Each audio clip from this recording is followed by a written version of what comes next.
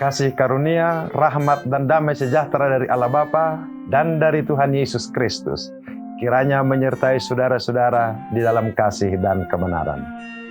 Amin.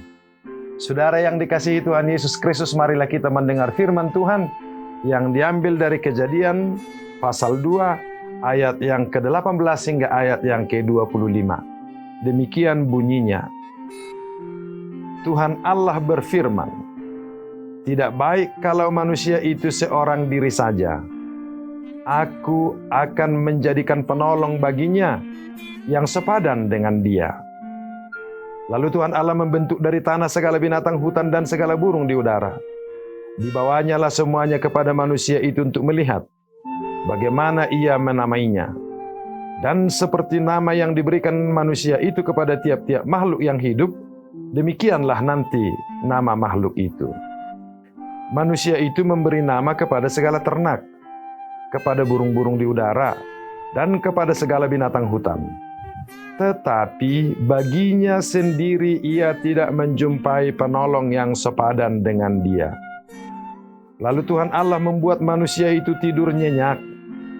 Ketika ia tidur, Tuhan Allah mengambil salah satu rusuk daripadanya, lalu menutup tempat itu dengan daging. Dan dari rusuk yang diambil Tuhan Allah dari manusia itu, dibangunnyalah seorang perempuan, lalu dibawanya kepada manusia itu. Lalu berkatalah manusia itu, "Inilah dia tulang dari tulangku dan daging dari dagingku. Ia akan dinamai perempuan, sebab ia diambil dari laki-laki. Sebab itu, seorang laki-laki akan meninggalkan ayahnya dan ibunya dan bersatu dengan istrinya, sehingga keduanya menjadi satu daging. Mereka keduanya telanjang, manusia dan istrinya itu, tetapi mereka tidak merasa malu." Demikian pembacaan firman Tuhan. Saudaraku, sejak semula Allah merencanakan kehidupan manusia. Itu yang disebutkan pada ayat 18. Tuhan Allah berfirman. Allah berfirman, Allah merencanakan, Allah mengerjakan. Firman itu melakukan sesuatu tentang apa yang dikehendaki oleh Allah, yaitu tidak baik kalau manusia itu seorang diri saja. Aku akan menjadikan penolong baginya yang sepadan dengan dia. Tidak ada persoalan sebenarnya ketika Adam bisa bergaul dengan makhluk hidup lainnya. Bahkan dia menamai makhluk lainnya itu supaya bisa dia bedakan antara makhluk yang satu dengan makhluk yang lain. Tetapi dia tidak menemukan satu makhluk pun yang sepadan dengan dia. Dan itu benar. Karena memang Tuhan Allah sejak semula telah merencanakan bahwa manusia yang diciptakannya itu akan memperoleh seorang lain yang menjadi penolong baginya, yang sepadan dengan dia. Penolong yang sepadan dengan dia. Temannya hidup, temannya berdiskusi, temannya berbicara, temannya merancang kehidupan, temannya dalam berbagai hal. Untuk rencana itu, Allah membiarkan Adam suatu saat tertidur. Lalu Allah mengambil tulang rusuknya, membungkusnya dengan daging, lalu menciptakan seorang perempuan. Saudaraku, ada penafsir yang memberikan penjelasan tentang ini. Perempuan itu tidak dicipta dari tangan, tidak dicipta dari kaki, tidak dicipta dari kepala, tetapi dari tulang rusuk. Jadi dijelaskan begini, tidak dari kepala supaya bukan menjadi atasannya, tidak dari kaki supaya tidak menjadi bawahannya, tidak dari tangan supaya dia tidak suka-suka melakukan sesuatu, tetapi diambil dari rusuknya katanya. Supaya dia terlindung dari atas dan dari bawah serta dari tangan, dia berada di tengah katanya. Sehingga dengan demikian sejajar. Saya rasa penafsiran itu bagus juga. Bagus juga. Menjadi sebuah simbol kesejajaran atau kesamaan antara laki-laki dan perempuan. Saya rasa bagus juga pemahaman itu untuk kita kembangkan, menunjukkan bahwa laki-laki dan perempuan adalah sama. Sebab kita tahu saudara-saudara, pada zaman ini setelah ratusan bahkan ribuan tahun terjadi perjuangan yang panjang untuk kesamaan hak antara laki-laki dan perempuan. Dulu dalam berbagai budaya ada pemahaman bahwa perempuan itu lebih rendah dari laki-laki. Dia seperti subordinasi dari laki-laki. Jadi kalau di ruang publik laki-laki menjadi menonjol. Tapi kalau di ruang domestik, di rumah misalnya, perempuan lebih menonjol. Lalu ada pemahaman seolah-olah dengan demikian perempuannya lebih rendah.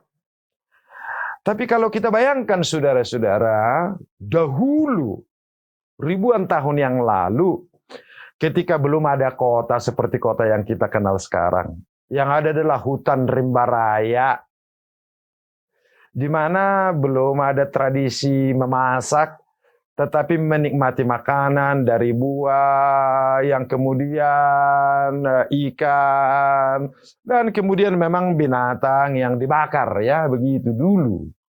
Bisa saudara-saudara bayangkan, kalau kaum perempuan itu dulu di awalnya ditempatkan di tempat terlindung, kaum laki-laki lah pergi menghadapi binatang buas, menghadapi bahaya, menghadapi kesulitan dalam rangka mencari kehidupan. Tapi itu tidak pernah juga dibayangkan bahwa perempuan lebih tinggi dari laki-laki. Nah, itu seiring dengan perjalanan budaya, saudara-saudara. Jadi sejak semula dalam penciptaan, tidak ada yang lebih tinggi, tidak ada yang lebih rendah. Tidak boleh juga dikatakan laki-laki lebih tinggi, perempuan lebih rendah, atau sebaliknya. Perempuan lebih utama daripada laki-laki. Tidak ada itu dalam rancangan penciptaan. Yang ada dalam rancangan penciptaan ia adalah teman sepadan. Yang sama, duduk bersama, bergerak bersama, berpikir bersama, merancang bersama, hidup saling mengisi, saling tergantung, saling membantu. Tetapi dalam perkembangan budaya, maka terjadilah apa yang kita sebutkan, kekuatan laki-laki dianggap lebih penting dari perempuan. Supremasi laki-laki dianggap lebih penting. Dan sebaliknya, kaum perempuan dianggap lebih rendah. Tapi itu pemahaman budaya sebenarnya, saudara-saudara. Itu tidak ada dalam pemahaman beriman. Yang mau saya ajak saudara-saudara, justru apa kata manusia itu? Atau kata Adam terhadap perempuan yang diciptakan oleh Tuhan ini. Saya rasa inilah yang menjadi kunci untuk memahami hubungan laki-laki dan perempuan. Lihat saudara-saudara, saya akan bacakan untuk kita lebih jelas agar kita bisa merenungkannya lebih dalam. Karena kemampuan logika kadang-kadang tidak sanggup memahaminya. Tetapi dengan hati, dengan spiritualitas kita, kita akan bisa memahaminya lebih dalam. Inilah dia tulang dari tulangku dan daging dari dagingku. Ia akan dinamai perempuan, sebab ia diambil dari laki-laki.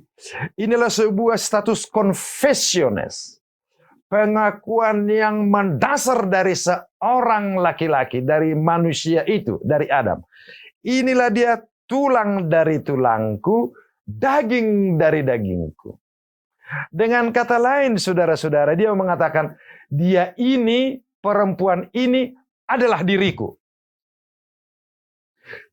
Tulang dari tulangku, daging dari dagingku, bukan bawahanku atau atasanku. Bahkan sebenarnya bukan sejajar dengan aku. Tetapi dia adalah diriku. Dia adalah dagingku. Dia adalah tulangku. Jadi di situ tidak ada atas bawah, tidak ada tinggi rendah.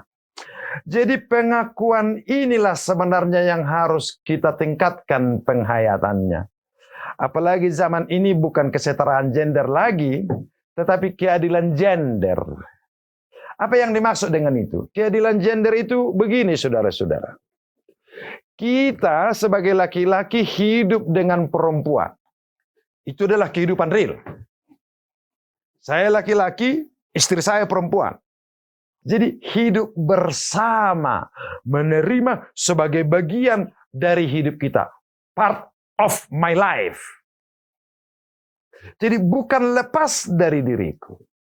Jadi kalau kita berbicara tentang keadilan gender, itu artinya memberikan ruang bagi semua orang sebagai laki-laki, dia harus menghidupi dirinya sebagai laki-laki yang utuh.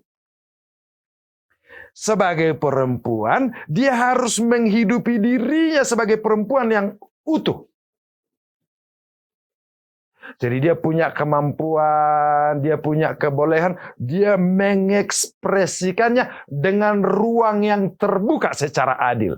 Tidak boleh dihalangi. Atau sekaligus juga tidak boleh dipaksa-paksa. Nggak boleh juga. Kalau dia memang mempunyai kemampuan sebagai seorang perempuan, do it. Lakukan itu. Dia seorang laki-laki punya kemampuan untuk sesuatu, do it. Lakukan itu. Itu yang disebut dengan keadilan gender itu. Jadi antara saya sebagai laki-laki dengan orang lain sebagai perempuan punya hak yang sama di tengah-tengah society, di tengah-tengah pergaulan masyarakat, di tengah-tengah budaya. Jadi tidak ada lagi supremasi satu pihak. Tidak ada lagi supremasi laki-laki atau supremasi perempuan. Tetapi togetherness, bersama-sama saling menerima. Saling menerima. Jadi menerima bahwa dia ini adalah bagian dari hidupku. Orang ini adalah bagian dari hidupku. Disitulah kita bisa bergerak secara bersama. Saudara, selama masih ada pemikiran lebih berkuasa dan lebih dikuasai, bukan hanya persoalan gender saja sebenarnya. Laki-laki yang merasa lebih berkuasa kepada laki-laki yang lain juga itu penindasan. Perempuan yang lebih berkuasa kepada perempuan lain juga itu adalah penindasan juga. Laki-laki yang merasa lebih berkuasa kepada perempuan itu juga penindasan. Atau perempuan yang merasa lebih berkuasa kepada laki-laki yang lain itu juga penindasan. Itu juga perendahan harkat martabat manusia. Jadi bukan hanya persoalan gender, bukan. Tetapi hakikat manusia itu memberikan setiap orang penuh sebagai dirinya. Sebagai ciptaan Tuhan yang hidup bersama di dalam kehidupan bermasyarakat, di dalam kehidupan bergaul, dalam kehidupan profesional, di dalam kehidupan pekerjaan-pekerjaan, atau bagian-bagian lain yang ada dalam kehidupan kita di tengah-tengah masyarakat. Jadi siapa yang mampu, silakan. Laki-laki, selamat datang. Perempuan, selamat datang.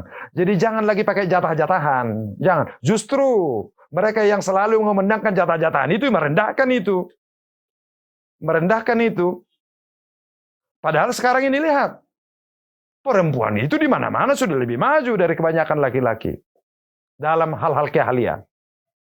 Jadi tidak benar juga laki-laki lebih dominan dari perempuan sekarang ini. Tidak juga.